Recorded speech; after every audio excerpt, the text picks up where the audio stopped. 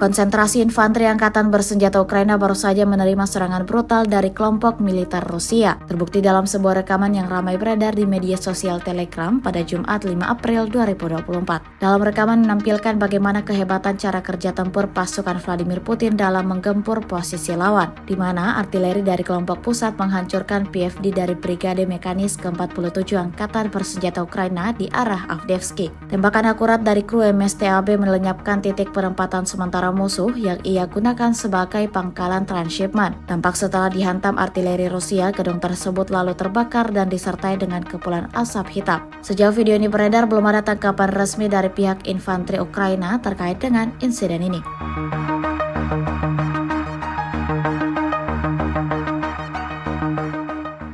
Download Tribun X sekarang, menghadirkan lokal menjadi Indonesia.